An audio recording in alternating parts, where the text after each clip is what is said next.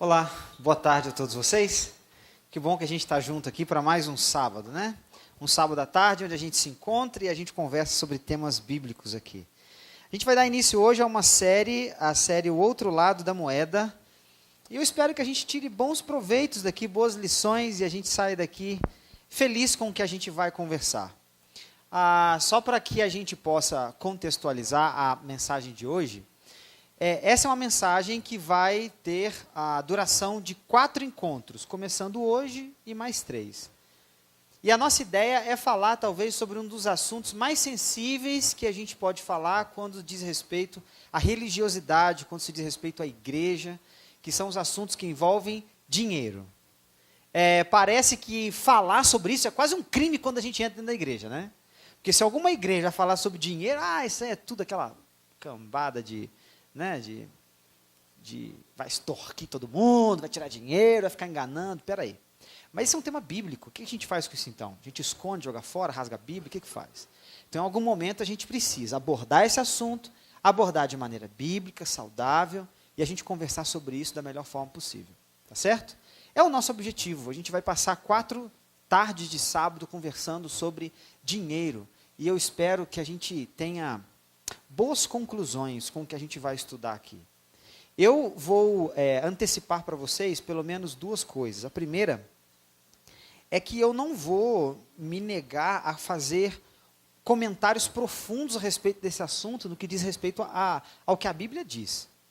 Então, se em algum momento eu tiver que dizer alguma coisa que a Bíblia ela orienta, eu vou dizer isso porque é o ambiente, é o momento para a gente poder trazer ao melhor tipo de compreensão desse assunto. E, em segundo lugar, eu queria dizer para vocês que durante essa jornada, a minha oração vai ser para que eu e você possamos ser muito melhores do que temos sido até aqui no que diz respeito a esse assunto. Para que eu e você, a gente cresça nessa direção e a gente, de maneira muito tranquila, suave, gostosa, a gente possa estudar esse tema, que na verdade é um tema sólido, um tema clássico, um tema importante, e se Deus deixou para a gente, é para a gente poder entender e lidar com ele da melhor maneira possível. Então, eu te convido agora a gente fazer uma oração e a gente vai dar início ao nosso tema. Santo Deus, agradecemos pela oportunidade que o Senhor nos dá de nessa tarde iniciar aqui a nossa série, O Outro Lado da Moeda. Nós acreditamos que o Senhor pode nos ensinar muito e por isso pedimos que nos guie, nos oriente, traga esse tema para o nosso coração e nos ajude a esclarecer talvez algumas questões, a falar sobre algumas coisas e conversar sobre isso de maneira mais especial. Que o Senhor nos dê então sabedoria e que o Senhor acalme agora o nosso coração e possa nos trazer para mais perto de Ti, para uma conversa bem gostosa. Em nome de Jesus pedimos e agradecemos. Amém. A cada sábado nós falamos sobre assuntos bíblicos e o tema de hoje é o dízimo. O outro lado da moeda, o tema da série. O tema de hoje, o título de hoje é o lado da fidelidade. Falar sobre dízimo é um tema básico mesmo, da jornada espiritual. Só para vocês poderem entender, é claro que hoje em dia a gente está vivendo um momento que a religião se tornou até mesmo um grande negócio. Eu não sei, existe uma vez eu vi uma camisa, né, de um miserável que andava assim na rua, estava escrito, pequenas igrejas, grandes negócios. Porque, na verdade, é isso mesmo. Na verdade, estava ali escrito a realidade. Tem muita gente que se abre uma portinha para poder fazer daquilo um negócio. E arrancar dinheiro das pessoas. A troca da espiritualidade. E por que isso, mesmo sendo um absurdo, acontece? É que as pessoas estão realmente sofrendo. Tem muita gente passando aperto na vida. Tem muita gente que está emocionalmente sensível. E quem é entre nós aqui que não tem algum tipo de dificuldade? Às vezes na família, relacional, uma doença. Sempre está no nosso meio. São coisas naturais da vida. Pelo menos desse momento em que a gente está, em que a gente sofre.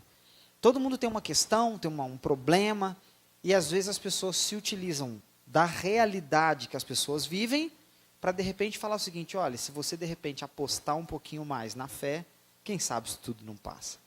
E a melhor forma de você fazer isso é trazer o seu dinheirinho, colocar aqui na caixinha, e a gente vai saber o que fazer com isso, e Deus vai te dar em dobro tudo que você dá para Ele. Então, isso vai sendo multiplicado, isso vai sendo dito, e infelizmente essas abordagens, elas são escandalosas, elas são abordagens ruins, que são feitos, podem completar no guia de vocês, por um universo evangélico, pode completar, desequilibrado. Eu fiz questão de colocar essa palavra para iniciar o nosso diálogo, porque quando se diz a respeito do assunto de dinheiro, do assunto, e agora estamos falando dos dízimos, eu queria até mesmo deixar isso bem claro. Hoje nós vamos falar do aspecto dízimo, porque tem um aspecto oferta, tem outros aspectos que a gente vai lidar nos outros temas, mas hoje é o tema do dízimo. Então, há muita fala, muito discurso desequilibrado sobre esse assunto, que realmente é um discurso que traz toda uma enganação, todo um processo de coagir as pessoas mesmo, deixar elas numa situação em que elas ou dão, ou elas simplesmente não estão participando de uma grande possibilidade de resolver os seus problemas. Parece que o indivíduo, depois que entra em determinados discursos, se ele não doa, se ele não dá, se ele não entrega tudo que tem, ele é um indivíduo bobo, ele passa a ser como um indivíduo diminuído, né? Puxa vida, você não vai dar? Como assim você não vai colocar aqui tudo que você tem? Deus pode fazer muito mais por você. E assim vai. O discurso ele é desequilibrado, não é um discurso adequado ao que Deus orientou as pessoas. Então, esse mundo, esse universo, ele existe. Agora, por outro lado também, como está escrito no final desse primeiro parágrafo aí, é muito, de certa forma, é muita inocência, ou talvez muita falta de maturidade, a gente achar também que só porque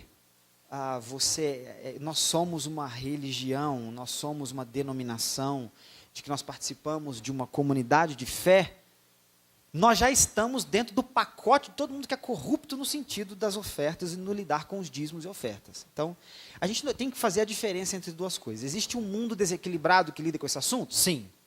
Agora, existe também instituições que falam sobre dízimos e ofertas de forma séria e de forma bíblica, de forma equilibrada, de forma confortável? Sim, existe. Então, a gente não é porque simplesmente a palavra dízimo está sendo dita que a gente tem que simplesmente achar que todo mundo, então, que fala desse assunto está querendo levar dinheiro de alguém. Não. Então, a gente precisa diferenciar as coisas e entender que esse assunto é bíblico e que a gente precisa ter uma compreensão dele para melhor lidar com ele. Tudo bem até aqui? E quando a gente segue esse caminho, a gente vai encontrar boas coisas aqui. O segundo parágrafo vai trazer para a gente só um alinhamento de algumas informações. Primeiro, dízimo é a 10ª parte. Tudo bem até aqui? Dízimo é a 10ª parte.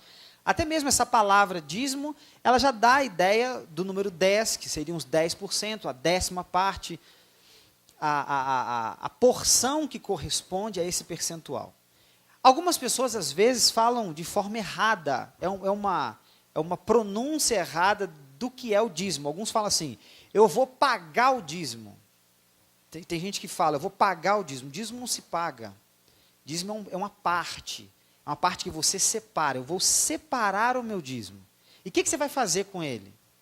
Eu vou devolvê-lo. Nós vamos entender o porquê desses termos depois. Eu vou devolver esse dízimo, eu vou entregar esse dízimo, Então, ninguém paga dízimo. E algumas pessoas, às vezes, falam assim, bem, eu recebo R$100, eu vou dar um dízimo de quanto? Não é um dízimo de quanto. O dízimo, a própria ideia do dízimo, já diz respeito a 10%, não é isso? Então, se 10%, e é um número que nós estamos calculando, seria de 100, quanto seria então os 10%, obviamente?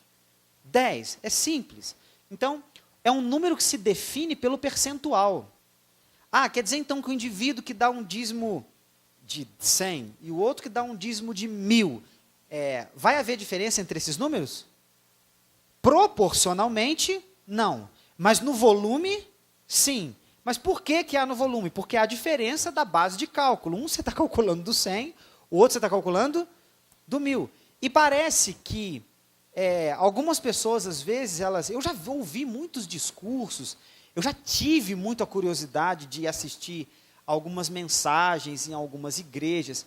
Eu já estive, até mesmo no meu período de formação no seminário, tinha uma matéria lá que falava sobre essa questão das diversidades, da diversidade religiosa, das denominações e tal.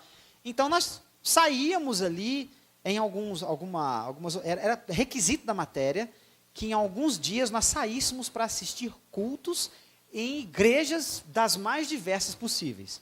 E eu fui, gente, num monte de igreja. E algumas delas eram bem assim, eram extremamente, eu cheguei aí numa igreja que era extremamente tradicional, muito conservadora no que diz respeito à questão de dízimos. Mas eu fui em outras também que já misturava tudo. Não importa se era dízimo, se era oferta, o negócio é que tinha que trazer o dinheiro e colocar em determinado local. Então você tem vários tipos de discursos.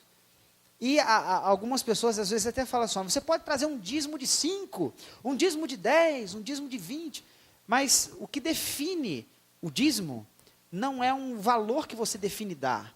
O que define o dízimo é o valor da base de cálculo, em cima de quanto você vai calcular.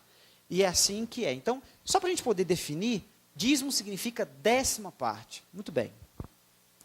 Seguindo da renda pessoal, que é entregue na igreja. Aqui está citando alguns textos que depois podem ajudar a gente a entender isso melhor, consultando na Bíblia cada um deles. Esse texto que eu trouxe para vocês aqui, de Malaquias 3,10, ele fala assim, trazei todos os dízimos à casa do tesouro. A casa do tesouro,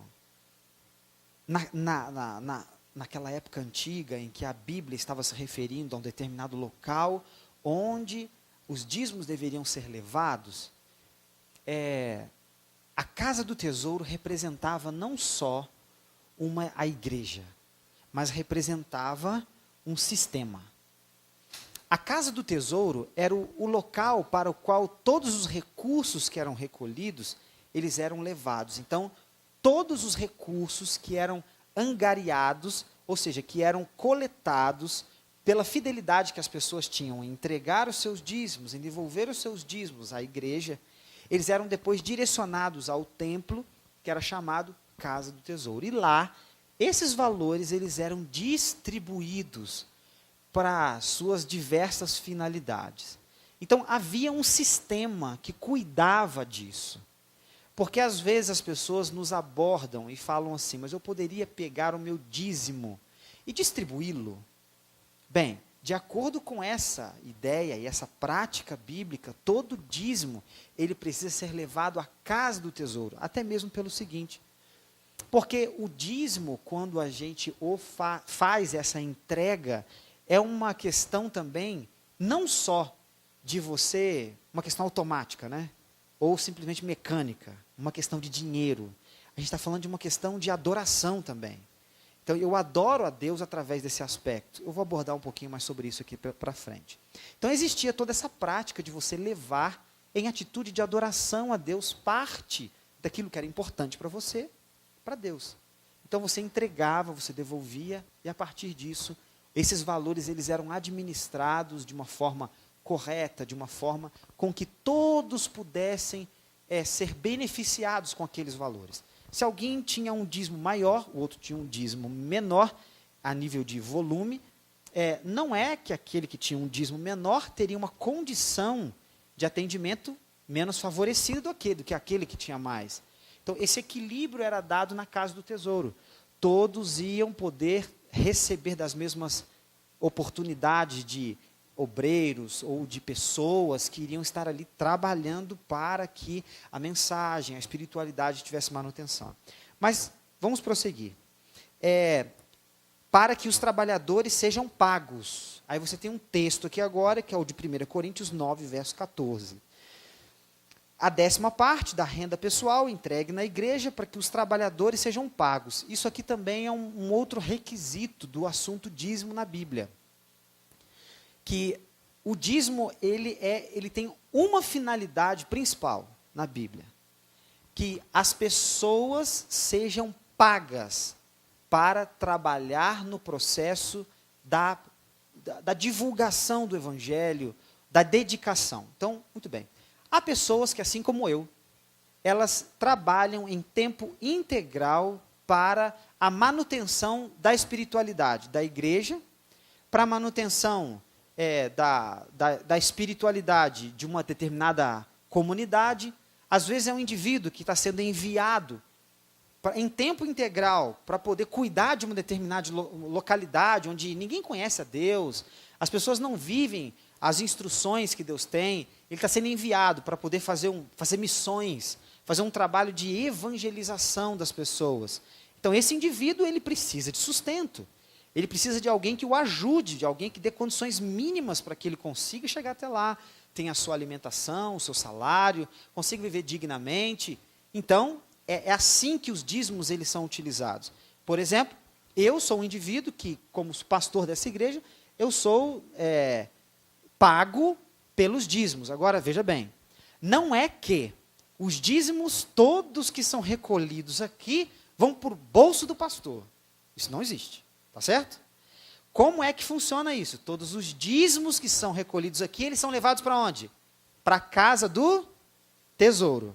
A Casa do Tesouro, aqui denominada Associação Paulista Leste, ela cuida não só desse local, mas cuida de mais de 260 igrejas que existem aqui. Essas igrejas estão divididas em grupos de 4, 5 igrejas, mais ou menos, que possuem um pastor.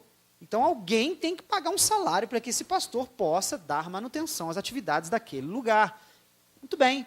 Então, na Casa do Tesouro, há um salário base que esse pastor recebe para que ele possa ter manutenção do seu dia a dia, da sua jornada, das suas questões pessoais, do seu vestuário, de tudo que ele faz, da sua moradia, para que ele consiga ali dar atendimento àquela comunidade. Se não fosse assim, não teria alguém que pudesse cuidar. Então, ele é justamente utilizado para poder pagar pessoas que trabalham dessa forma. Mas não só, gente, a pessoa que é um pastor, ou como eu disse para vocês, que é um missionário que vai para um determinado local. Mas toda e qualquer instituição, ou toda e qualquer organização que você crie, que demande você pagar salários para que pessoas trabalhem integralmente para que aquela estrutura possa funcionar. Vamos dar exemplos aqui? Eu depois vou comentar um pouquinho mais sobre isso, mas você tem algumas estruturas, por exemplo, como a TV, um canal de TV, para que, como existe, por exemplo, a TV Novo Tempo, já não sei se vocês já ouviram, já viram, mas a TV Novo Tempo precisa de alguém que pague o salário daqueles indivíduos, porque não é uma TV que faz propaganda para poder gerar recursos para poder pagar salário. Então, quem paga o indivíduo que aparece na televisão? Quem paga aquele indivíduo que, não só o que aparece, mas o câmera? Então, quem é que paga o indivíduo que vai operar aquele sistema todo? Então, você precisa de uma estrutura que faça com que aquela instituição exista para pregar o evangelho. Então, tem sempre a conotação de pregação do evangelho, evangelização, missão, e isso está sempre ligado ao processo da utilidade, da forma como o dízimo pode ser utilizado. Tudo bem até aqui? Então, se eu tenho a necessidade, por exemplo, de construir uma igreja em determinado local, se utiliza do dízimo? Não. Porque isso não é a pregação do evangelho, isso é construção de uma igreja. Isso é tema da próxima semana, de onde nós retiramos das ofertas para essa prática, porque de acordo com o ensino bíblico, as ofertas são destinadas a isso. Mas no que diz respeito aos dízimos, é para as pessoas que vão trabalhar naquele lugar, que vão trabalhar naquela estrutura. Ok? Então, seguindo aqui, diz assim, esses valores, todos eles devem ser registrados, auditados e aplicados segundo orçamento, pode colocar na tela, segundo um orçamento previamente o quê? Votado. Isso aqui, gente, é interessante. Eu estou aqui conversando com vocês, embora eu esteja falando aqui dos textos bíblicos, eu estou me utilizando exclusivamente dos exemplos que vocês vão encontrar nessa estrutura. Porque é assim que aqui é feito. Então, eu não estou muito preocupado com o que toda e qualquer denominação faz por aí.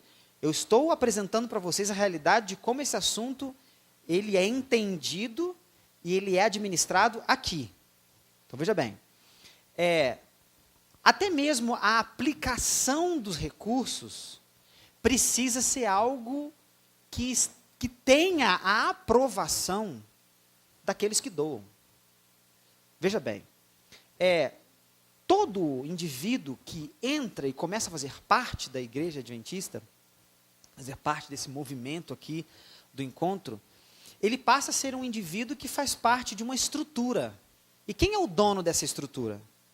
Quem é o dono da igreja? Quem é o dono de tudo isso que a gente tem por aqui? Muito bem. Quem é? É Deus. Então, a gente precisa entender que a gente nunca vai olhar para a igreja e vai ver um dono. Você não pode ver um dono. O dia que você vê um dono, tem uma coisa errada. Tá certo? O dia que você vê alguém que é dono do negócio, está errado. Não funciona assim. Então, na igreja, você tem uma estrutura. E como é que funciona a questão dos seus líderes? Você tem um processo representativo. Ou seja, as pessoas se reúnem e elegem quem é que vai representar essa estrutura. Por exemplo, quem é o diretor aqui desse grupo é o Wesley. Então, o Wesley representa todo esse grupo em assuntos administrativos. Precisou, de repente, se direcionar à associação, o Wesley é uma figura que ele representa esse lugar. E assim você tem outros líderes, como a tesouraria, como a secretaria, como os líderes de ministérios, que vão cuidar de determinadas outras áreas. Onde que eu quero chegar com isso?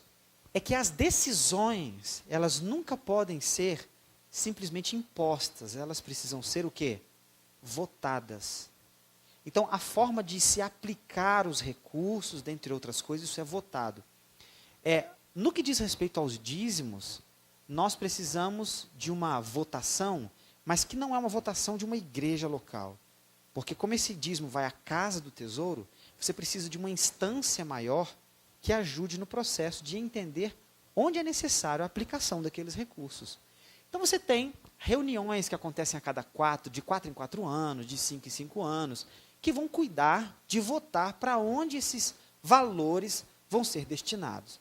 Só para vocês entenderem como é que funciona essa estrutura hoje. Pode mudar a tela para mim? Pode colocar. Só para vocês poderem ter conhecimento, todo e qualquer valor de dízimos que são colocados aqui para esse lugar. Por exemplo, alguém fez a devolução do seu dízimo. Muito bem, o que acontece com esse valor? Com esses números? Em primeiro lugar, existe um sistema hoje online. Antigamente isso tudo era feito com papel, gente. Isso era um tumulto terrível. Mas existe um sistema online, e esse sistema, ali você coloca todos os dados. Por exemplo, existe o registro, então Melba Sanches, existe o registro lá da Melba, e é dado entrada em nome dela. Então, acessa lá o campo Melba, e é colocado lá o valor que ela entregou de dízimo, o valor que ela entregou de ofertas. Isso é nome por nome. Isso semanalmente tem que ser feito. Nome por nome. Cada pessoa vai tendo um registro particular no acesso que a igreja local tem desse sistema. Só para vocês entenderem que esse sistema atende toda a América do Sul. Ok? E você tem condições de acessar aqui dados da América do Sul inteira, mas óbvio, quem acessa isso são as instâncias competentes. A gente aqui vai acessar os dados da nossa comunidade, tá certo? Então, você tem ali os dados sendo registrados a cada mês, tudo nominalmente. Se você é alguém que faz parte desse lugar aqui há alguns anos, os registros de tudo que você doou, de tudo que você já fez, de tudo que você estão aqui nesse sistema. Porque é um sistema oficial da igreja para registrar isso. E com um detalhe. Isso precisa ser auditado, ou seja, tem um sistema de auditoria que atua na verificação se as informações que você entrega são as informações que constam aqui. Existe uma auditoria interna, uma auditoria contratada e a auditoria do governo, que é feito para saber se a igreja não está burlando, roubando as pessoas, dentre outras coisas.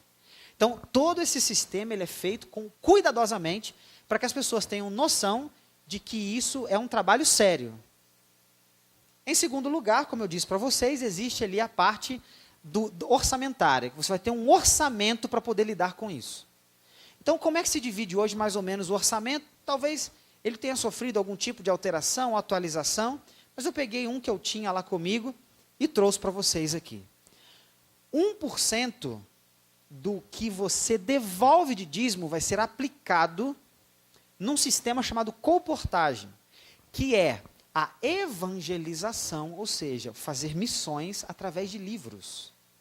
Porque muita gente trabalha integralmente hoje para poder vender livros, para que as pessoas possam ter acesso a conteúdo sobre família, educação, situação emocional, saúde, a própria realidade da fé, entre assuntos bíblicos. Então, muita gente vive disso. Então, é necessário que você tenha aí um percentualzinho que ajude as pessoas que vivem nesse processo de evangelização por meio das literaturas. Você vai ter ali 2% sendo aplicados dentro do processo de evangelismo mundial. O que é isso? A igreja mundial, ela tem também projetos. Então, por exemplo, da mesma forma como nós atuamos aqui no bairro Anália Franco, nós também temos uma preocupação de que o indivíduo que mora lá na Micronésia, ele tenha condições também de receber a mensagem onde ele está, de que Deus o ama, de que ele pode ser um indivíduo digno, de que existem aspectos morais que vão fazer dele uma pessoa melhor, e que nós temos esperança de viver ainda melhor ainda quando Deus ele se manifestar nessa terra e ele de repente acabar com todas as questões que hoje nos afligem. Então, nós temos essa preocupação. Por isso, 2% do dízimo seu, ele é destinado a missões mundiais. Só para vocês terem ideia, a igreja ela tem uma preocupação muito grande em alguns locais, por exemplo, onde o evangelho não pode penetrar, o evangelho cristão. Porque o país tem uma religião estatal. Se entra lá, por exemplo, um exemplo claro disso aqui foi o antigo pastor aqui, o Paulinho, lembram disso? Paulinho foi trabalhar na cidade de Dubai, é isso mesmo? Lá você tem uma religião instituída, que é o islamismo. E você tem uma religião instituída. Qual que é o detalhe? Como é que ele foi trabalhar lá? Ele foi cuidar dos cristãos que já moravam lá. Então, a ideia de você até mesmo vender o teu raciocínio cristão, né? Isso com os estrangeiros que estão lá, que foram lá trabalhar, que foram para lá viver, eles precisam de uma comunidade de fé para praticar a sua religião, então eles precisam de um pastor. Nesse sentido.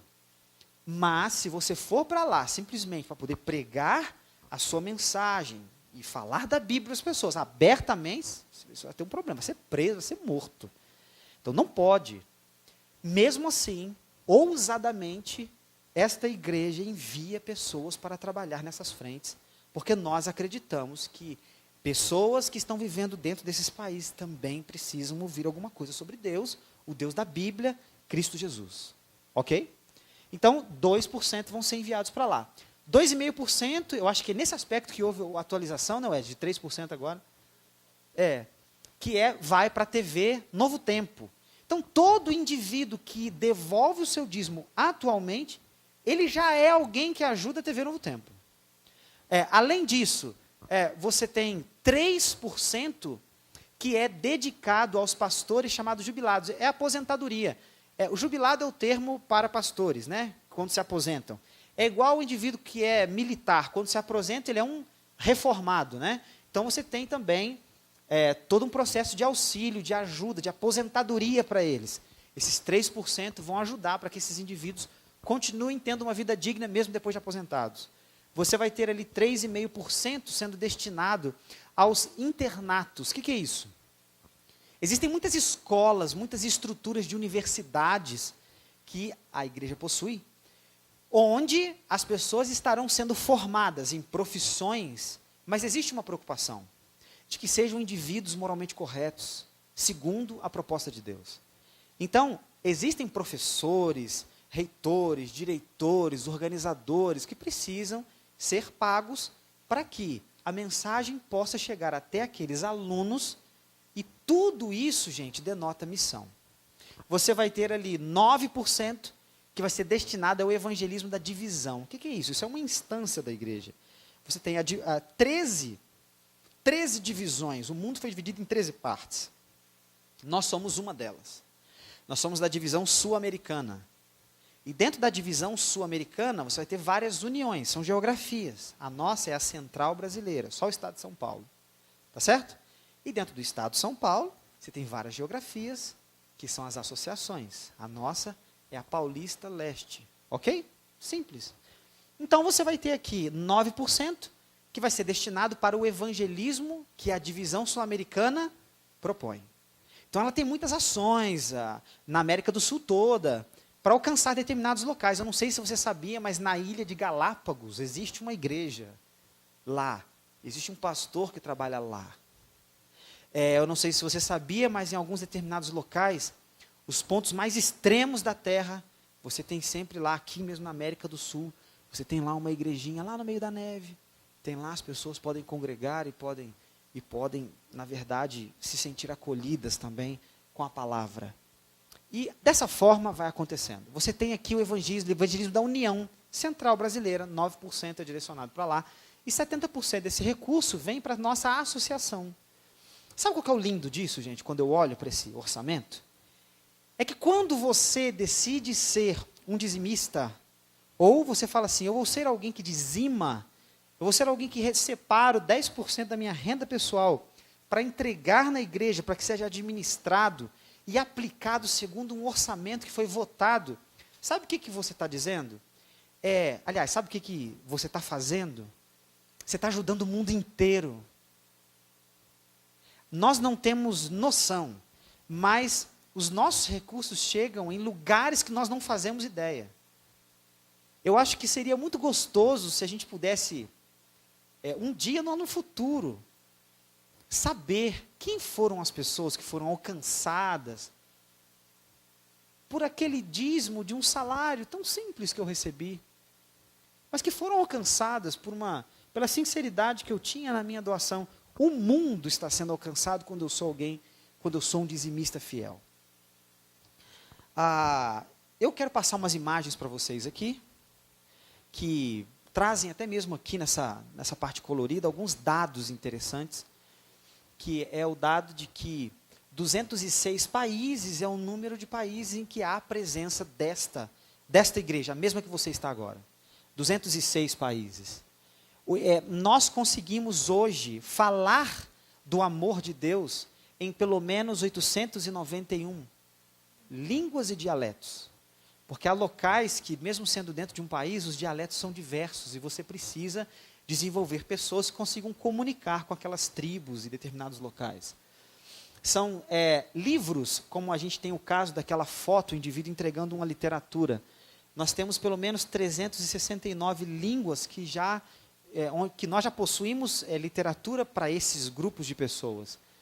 Nós temos 61 editoras e gráficas, 7.804 unidades escolares, mais de 1.600.000 alunos, 18 indústrias de alimentos, 790 hospitais. Pode passar.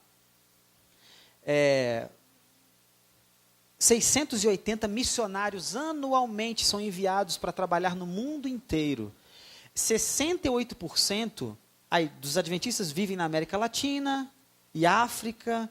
Nós temos 65 centros de produção de mídia, 120 países, pode passar. Aqui são centros universitários, aquela foto, pode passar mais uma.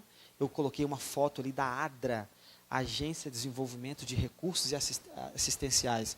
120 países contam com a ajuda da ADRA. A ADRA é uma agência que nós criamos para poder atender locais que precisam de serem atendidos nas suas emergências. Dentro da África, isso é muito forte, Porque a ADRA não tem um trabalho só de dar alimento para alguém. A ADRA, ela trabalha, na verdade, ajudando o indivíduo a aprender a trabalhar, aprender a se desenvolver, para que ele possa dar o sustento para a sua família, e assim ela vai ajudando outras pessoas a se desenvolverem também. Então, são mais de 17 milhões e meio de pessoas que compartilham da mesma fé que nós compartilhamos, e 232 mil funcionários, mais do que isso um pouquinho, que são pagos através dos recursos dos dízimos. Eu trouxe isso para vocês, só para vocês poderem perceber a dimensão do que a fidelidade das pessoas pode construir ao longo dos anos. Pessoas que foram fiéis no passado, estão sendo fiéis hoje, estão fazendo com que a coisa avance e muita coisa aconteça. Muito bem, pode passar.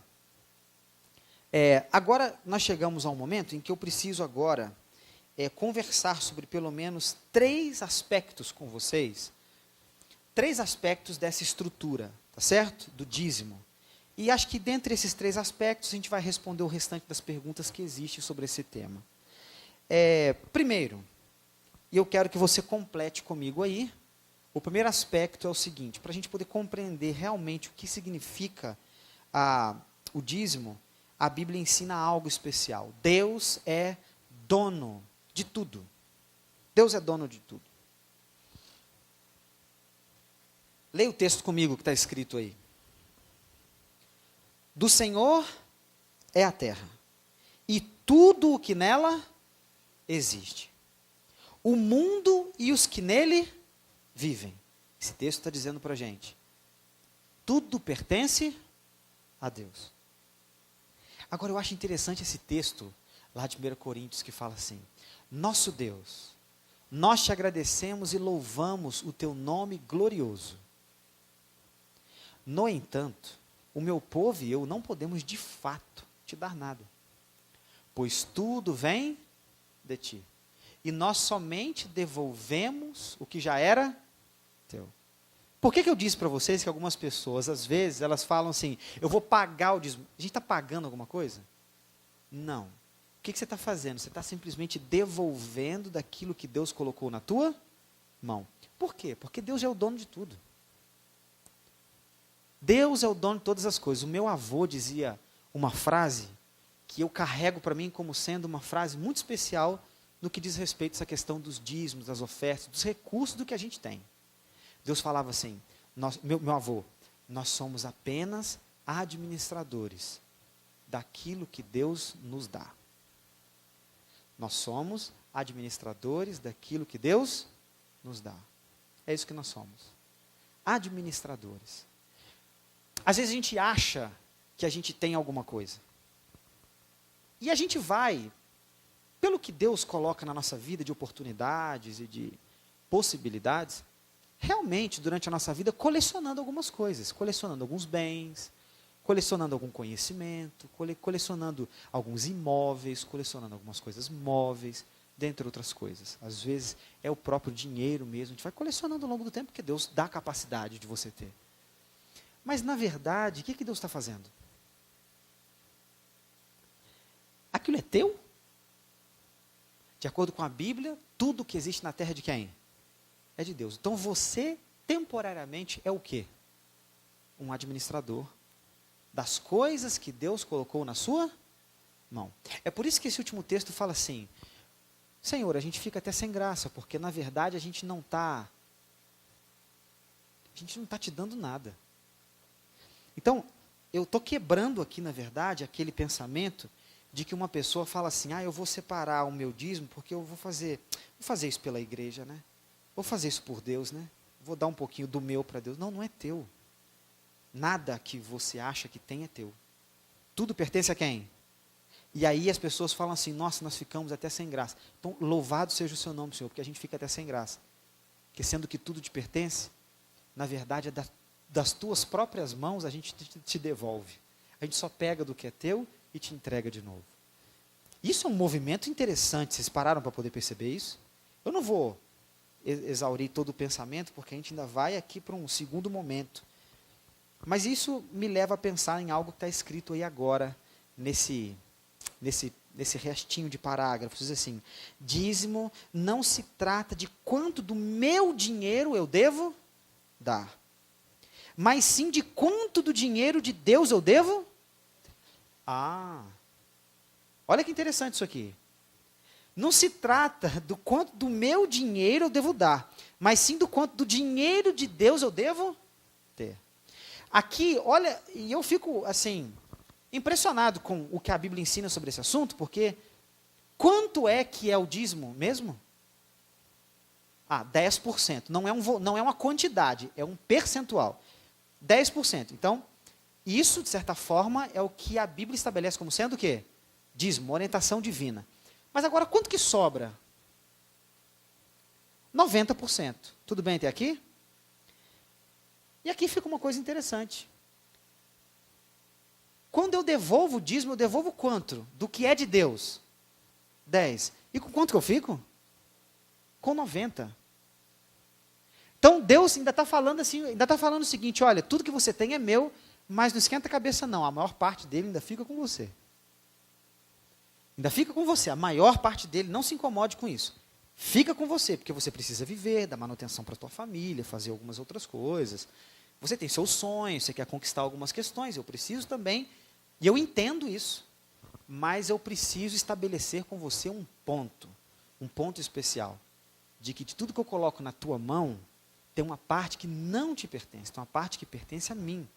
Eu só preciso entender se você vai voluntariamente, tranquilamente, me devolver isso ou não. Eu não sei se eu falo sobre isso aqui no final.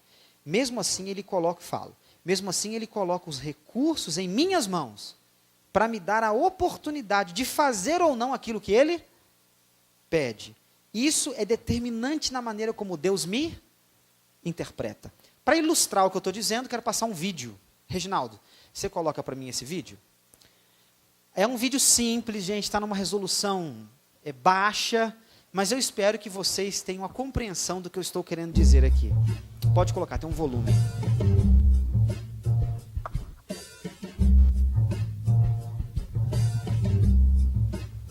Esse é o vídeo chamado A Torta de Deus. Então, ele começa a fazer ali os dividendos daquela torta. Ele separa uma primeira porção para casa, né? E aí ele separa agora uma segunda e terceira porção que pertencem ao carro 1 e carro 2. Afinal, ele tem despesas com isso, né? E agora ele separa a terceira porção que pertence à moda. E ele separa uma quarta porção, que é a porção dos hobbies, né? A sua diversão, ele precisa se divertir. Ele separa uma porção também do cartão de crédito, mas que vem sempre acompanhados com juros, né? Então ele coloca bastante juros.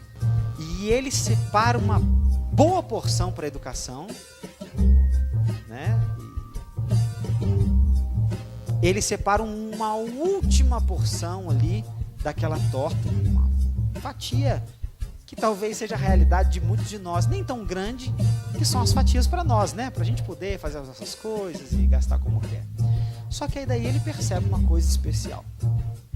Ele olha para todo mundo está olhando para ele, e quando ele olha para o lado, ele percebe que quem é que está do lado dele? Deus está ali do lado dele, olhando para ele, tentando perceber, né? O que ele vai fazer, porque o pratinho de Deus está vazio. Olha que legal isso. E aí ele olha para o dele e fala: puxa, o meu está tão pouquinho, né? Eu não vou tirar da casa, não vou tirar do carro, não vou tirar de mais nada, o pratinho de Deus está vazio. E Deus fica ali olhando para ele, né? Percebendo o que será que ele vai fazer. Ele decide o quê? Dar uma garfada. Mas vamos ver se Deus vai se chatear, né? E aí ele começa a comer e devorar tudo. De repente, aquele senhor lá fala assim: ei, foi ele que trouxe a torta. Foi ele que trouxe a torta. Você não vai dar um pedaço para ele? Ele fala: não, eu quero comer tudo. E todo mundo devora tudo que tem. E o pratinho de Deus fica vazio. Essa aqui, gente, é só um videozinho, né? Na verdade, o que tem ali é só uma pequena música e tal, que vai rolando por trás, já foi, sem problema. E essa foi a torta de Deus. Isso é o que a gente tem na maioria das vezes, na maioria da vida das pessoas aí, a maior parte das pessoas. O dono da torta fica sem um pedacinho. Por quê? Porque eu consumo tudo. É tudo a minha maneira, do meu jeito. É melhor 100% ao meu modo do que 10% ao modo de Deus. Então, isso é uma ilustração. Muito bem. Eu queria só dar uma ênfase a essa questão que está dita aqui nessa última partezinha, que fala assim, ele coloca os recursos na minha mão para me dar a oportunidade de fazer ou não o que ele pede. Eu acho isso aqui muito especial, gente, porque como eu disse para vocês naquela última série, Liberdades, a escolha é sempre nossa. E Deus respeita as nossas escolhas. Ele coloca aquele bolo especial, aquela torta especial que nós estamos falando aqui, simbolicamente dos nossos recursos, tudo isso Ele coloca nas nossas mãos, para que eu e você possamos, da melhor forma possível, distribuir. Quando a gente distribui, na verdade, às vezes a gente até se esquece de dar um pedaço para quem trouxe a torta. Então, é disso que a gente está falando aqui. Deus é dono de todas as coisas.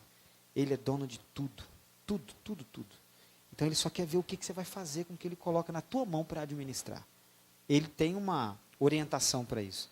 Me devolve, porque eu preciso multiplicar. Preciso enviar um missionário. Eu preciso levar a minha mensagem para quem está longe. Eu preciso abençoar a tua região. Eu preciso enviar um pastor. Eu preciso colocar um pastor aí pertinho de você. Eu preciso pagar uma pessoa que venda livros, coisa que a gente não vai querer fazer.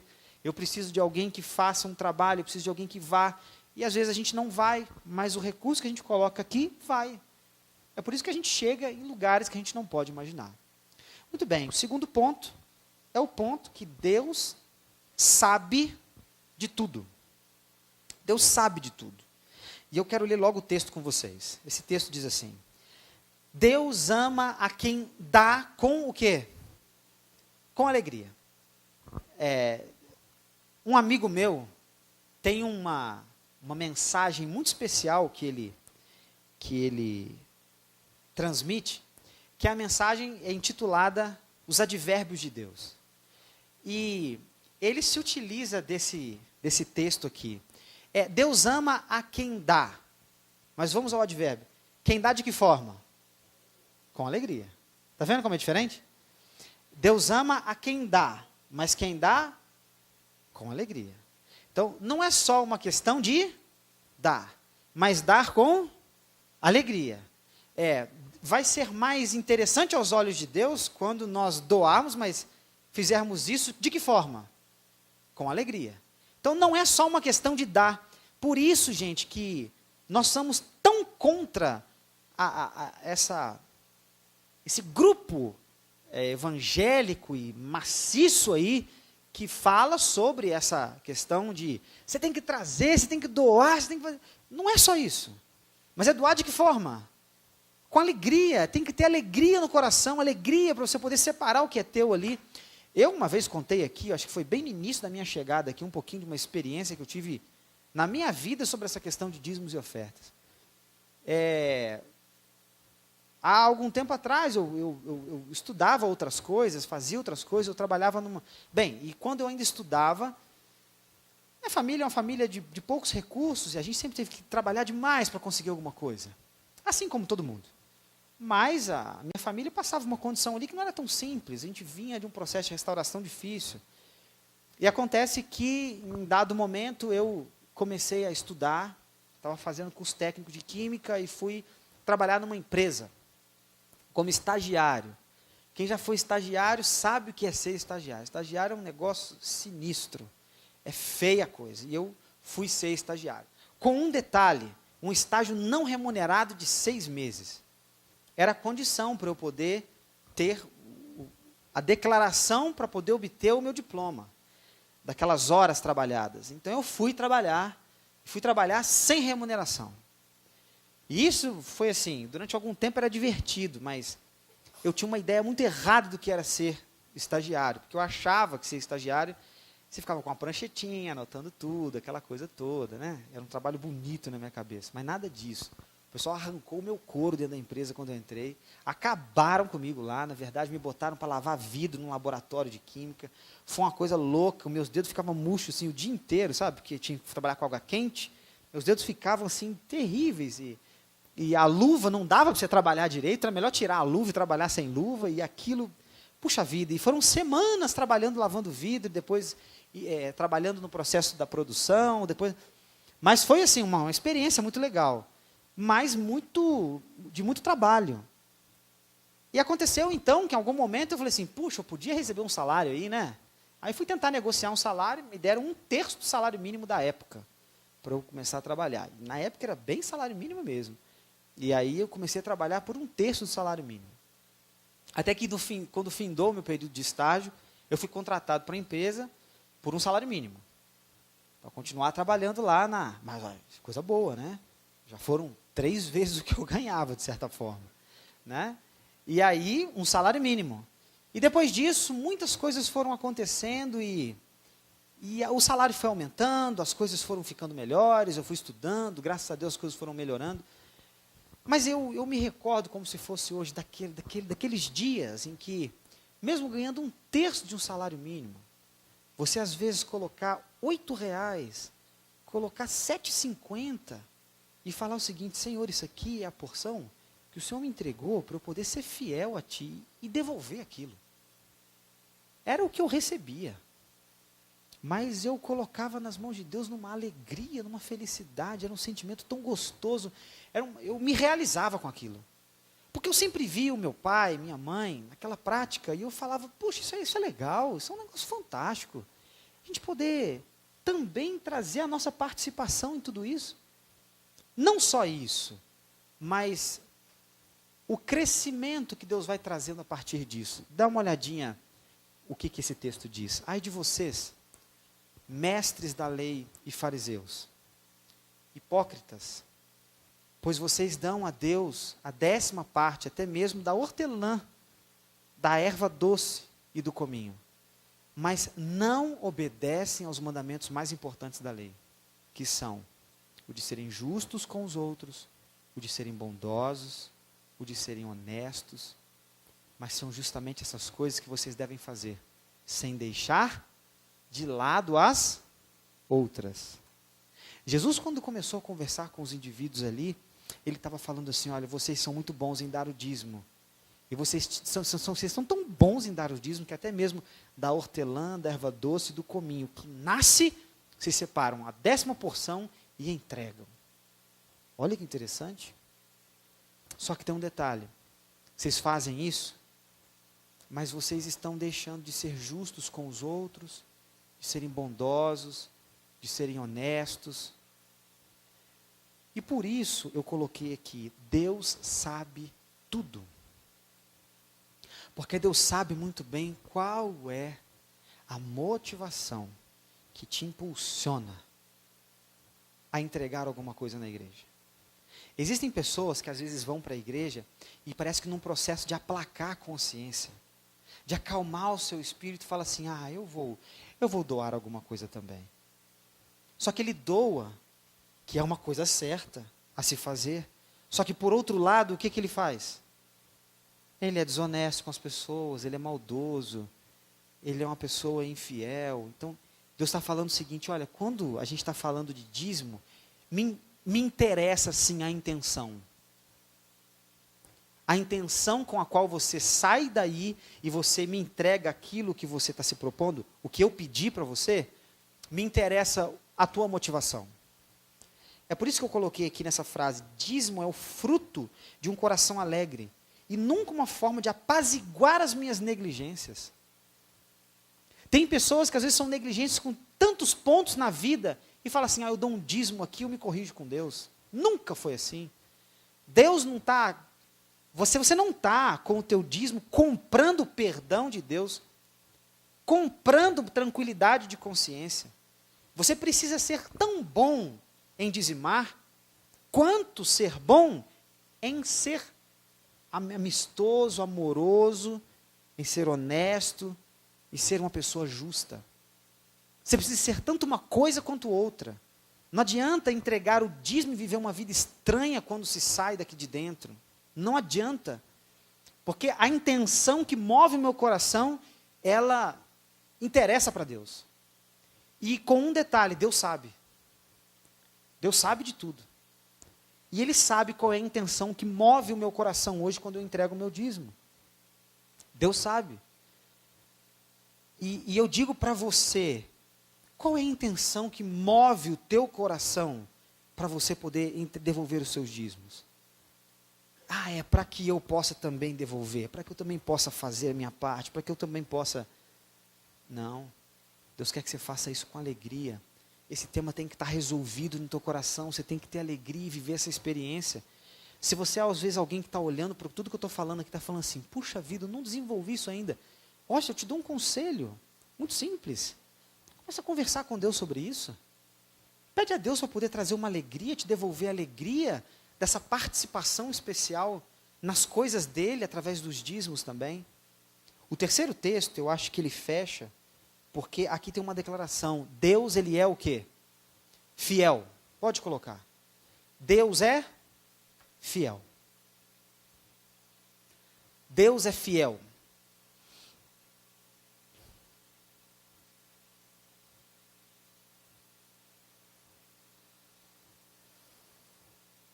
Deus é fiel.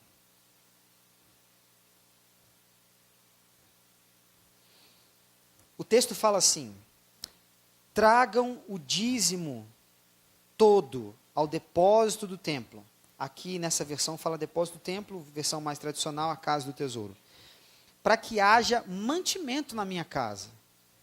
Ponham-me à prova, diz o Senhor dos exércitos, e vejam se não vou abrir as comportas dos céus e derramar sobre vocês tantas bênçãos que nem terão onde guardá-las. Na terceira pergunta que eu fiz aqui, está escrito assim: você acha que Deus abençoa só quem devolve o dízimo? O que vocês acham? Hã? A Bíblia diz assim, que a mão de Deus abençoa justos e injustos. Diz que todas as pessoas, elas sempre vão ser abençoadas por Deus. Tem gente que já está sendo abençoado por Deus agora e não faz nem ideia. Está fazendo decisões erradas, mas está sendo abençoado por Deus agora. Sabe por quê? Porque Deus é fiel, em primeiro lugar, consigo mesmo. Deus é fiel. Deus não vai mudar e ser um indivíduo estranho, rígido, duro, malvado com alguém, porque esse indivíduo não sabe determinadas coisas, ou não faz determinadas coisas. Deus abençoa. Deus abençoa justos e injustos. Deus faz cair a chuva para todos nós. Deus faz o sol nascer todos os dias para mim e para você. Deus dá o ar para respirar para quem é bandido e para quem é honesto. As oportunidades de Deus nunca vão cessar. Agora tem uma diferença. Aqueles que ouvem a palavra de Deus e aqueles que atendem à sua vontade, eles vão ter algumas bênçãos, que só participam aqueles que estão dentro desta compreensão, desta prática e dessa fidelidade.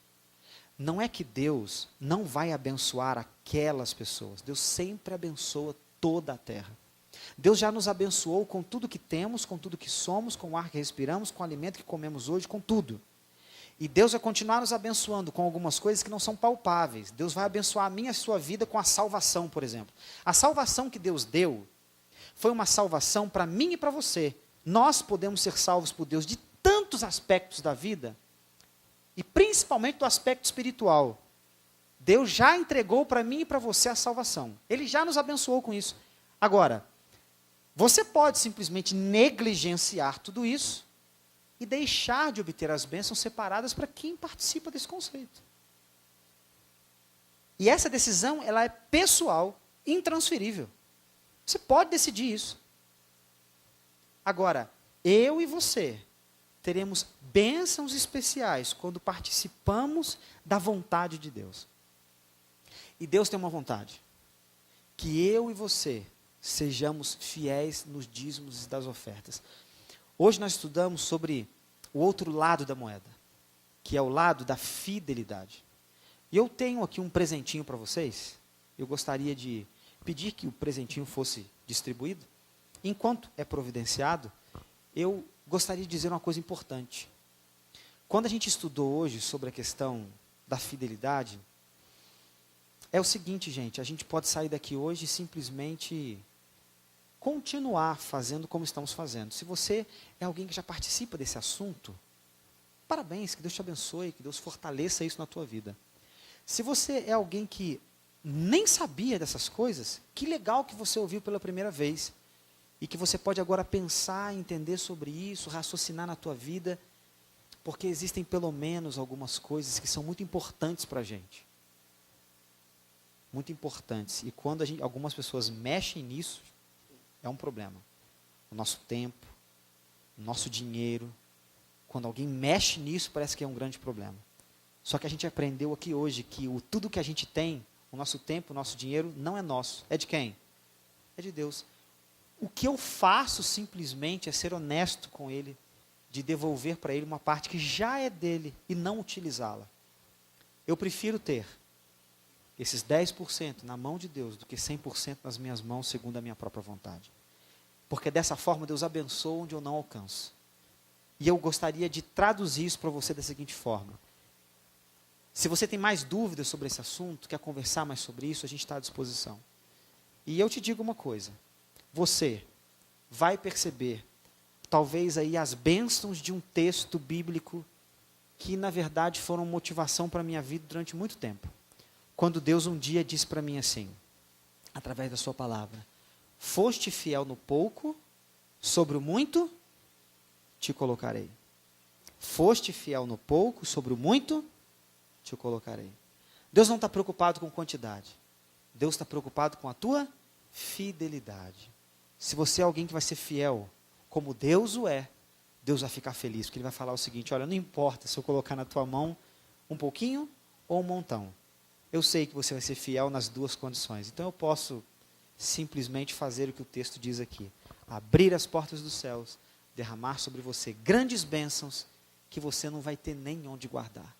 Mas você vai continuar sendo fiel a Deus, sempre. Que Deus te abençoe e te dê a paz. Vocês hoje receberam aí a moedinha e do outro lado da moeda está escrito o quê? Fidelidade. E eu espero que você saboreie disso e permita que isso atue em sua vida de maneira doce ao paladar e ao estômago também. E que você faça disso uma prática na sua vida diária, tá bom? Que Deus te abençoe e te guarde. Vamos orar? Santo Deus, nosso querido Pai, obrigado pelo dia de hoje, estudamos esse assunto, obrigado porque o Senhor nos instrui, que o Senhor nos mostra que a Tua vontade ela vai além das nossas compreensões, que a Tua maneira de fazer as coisas ela é muito maior do que as nossas, e que o Senhor é quem nos dá força, quem nos dá o ar para respirar, o Senhor é o dono de tudo, nós somos administradores e queremos ser fiéis na pequena parte que o Senhor fez conosco. Uma sociedade muito estranha, onde o dono de tudo resolve ganhar apenas 10%. E nós pedimos a Deus que o Senhor nos ajude a sermos fiéis nisso também. Só teremos a ganhar com isso. Pelo menos é o que a maioria dos que participam desta bênção tem a contar. E que o Senhor nos ajude, para que a nossa história seja uma história bonita, interessante e especial. Em nome de Jesus agradecemos. Amém. Amigos, eu vou pedir novamente que o Reginaldo coloque o PowerPoint, que você percebeu que eu pulei uma boa fase aí, não foi? Eu não podia sair daqui hoje sem contar esse pequeno trecho para vocês, que é um texto que talvez eu vou levar aqui um minutinho só para poder falar para vocês. Me faz um fundo musical bonito aí, Cris, de término de mensagem. É o seguinte, vocês estão vendo aquele indivíduo ali, ó, o nome dele é William Colgate. Já ouviram falar desse sobrenome? Já ouviram falar? A história desse indivíduo é uma história muito especial, porque ele, nascido na Inglaterra, ele foi alguém que a sua família passou muitas dificuldades, porque eles saíram da Inglaterra, foram para Nova York, naquele sonho, né, de uma nova terra, um novo lugar, e eles foram para lá, o pai dele era um fazendeiro, passando muitas dificuldades. Um dia ele falou assim, pai, eu preciso sair, para ver se eu consigo, de repente, ajudar vocês, e também, quem sabe aí, conseguir fazer uma coisa diferente. E foi quando William Colgate ele que foi criado num lar cristão, num lar que lia a Bíblia, esse homem, ele saiu de casa e ele conseguiu um emprego em uma fábrica de sabão, onde aquele sabãozinho ali, futuramente, com o seu nome, o sabão Colgate, que era o sabão octogonal, que ele tinha 8 ladinhos assim, começou a ser produzido. O William Colgate, ele trouxe junto da sua mãe um dia uma coisa muito especial, porque ele falou assim: mãe, eu vou ser fiel a tudo que a senhora me ensinou na vida, e eu vou frequentar a igreja, eu vou trabalhar muito, e eu pretendo ser fiel nos meus dízimos e nas minhas ofertas. Ele decidiu ser fiel nos dízimos dele. Gente, eu não estou vendendo para vocês aqui uma teoria de prosperidade, nunca eu quero fazer isso, mas eu estou dizendo para vocês que aquelas pessoas que são honestas com Deus, Deus abençoa, Deus multiplica, Deus abre o céu e vai colocar na vida dele até onde ele não tem onde guardar. William Colgate construiu essa empresa e produziu aqueles produtos que vocês viram ali. O sabonete Cachemire, que foi o primeiro, Cachemire Bouquet, foi o primeiro sabonete perfumado que existiu. Ele também produziu a pasta de dente mais usada que existe hoje no mundo. Ele não só fez isso, mas ele se tornou uma grande empresa que fez parcerias. Hoje em dia, a empresa Colgate-Palmolive pertence à família dele e é talvez a maior empresa do mundo nesse ramo. O Colgate, até mesmo nos dias de sua vida, construiu uma universidade, a Colgate University, lá no estado de Nova York. E ele construiu essa universidade com os recursos que ele ganhou e com um detalhe: à medida com que o tempo foi passando, ele se tornou um indivíduo que fez uma proposta de vida: eu não vou entregar para Deus somente 10% do que eu tenho, eu vou entregar 50%, porque Deus coloca tanto na minha vida que eu não sei o que fazer com isso. Então eu vou entregar para Deus, que Deus pode fazer muita coisa. E ele construiu essa universidade, uma universidade cristã, uma universidade que prega a palavra, uma universidade que instrui jovens a crescerem com moral. E eu pude assistir um vídeo até mesmo dessa universidade, a Universidade Colgate, sobre como é a vida na universidade, os alunos contando sobre o que eles aprendem, o que eles vivem. É uma coisa extraordinária. Tudo isso surgiu de um indivíduo que tinha um propósito no coração. Eu vou adorar a Deus com tudo que Ele coloca na minha vida, eu vou ser fiel a Deus com tudo que Ele faz na minha vida. O Colgate, William Colgate, foi um homem que fez essa proposta. Para vocês terem ideia, ele não é nem mesmo da nossa denominação, mas ele fez uma proposta com Deus. Ele falou: Senhor, eu vou ser fiel em tudo, e eu espero que o Senhor utilize isso da melhor forma possível. A empresa dele cresceu, a vida dele cresceu, a família dele prosperou, mas é claro, ele não esqueceu da parte principal. O mundo também foi patrocinado. Muitos indivíduos que saíam, que são chamados missionários, foram patrocinados pela empresa Colgate.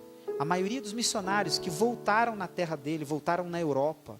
A maioria dos missionários que voltaram para a África, que foram para a África, para a América do Sul, foram patrocinados pelo Colgate, o empresário que resolveu ser fiel. E eu acredito, gente, que isso é uma realidade para a vida de todas as pessoas, para a minha e para a sua. Que Deus te abençoe e te guarde. Está aí um exemplo vivo de alguém que fez algo muito, muito legal, muito especial na vida também. Deus seja contigo. Temos o coffee lá em cima, você é nosso convidado. Oi? Não entendi. Opa, é verdade. Dia 3 de junho, já quero fazer aqui uma prévia para vocês. Sábado de manhã, nós teremos um encontro especial aqui, tá certo?